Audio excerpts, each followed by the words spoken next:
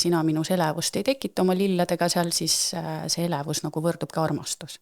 Aga tihti see elevus on tegelikult, see ei ole elevus, see on tegelikult kuskil seal kõhu piirkonnas närib, see on ärevus, see keha on juba nagu ohusignaale täis, et kuule, come on, ära mine sinna nagu.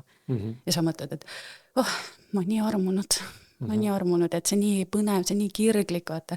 Isegi see seksuaalne nagu käivitumine käib selle pealt, et ma nagu jahin ja siis kätte saan, siis on siuke kirg, et kukub ikali.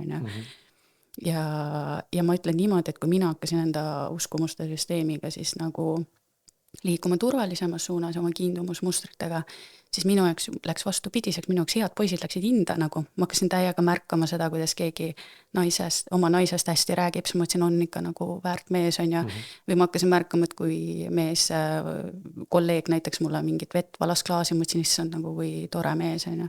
Et ma hakkasin vaatama, ma hakkasin märkama nagu hoopis uusi asju mehe juures, mida meil kunagi varem vaadanud. Ja hakkasin neid nagu tundma, et jess, nagu see tundub õige.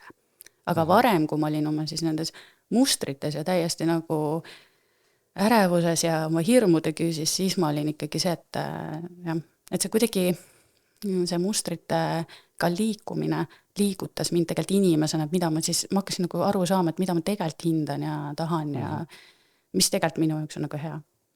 Aga ma näen näiteks oma klientide pealt ka, et nad tulevad ja nemad usuvadki, et ei olegi sukest asja nende jaoks võimalik.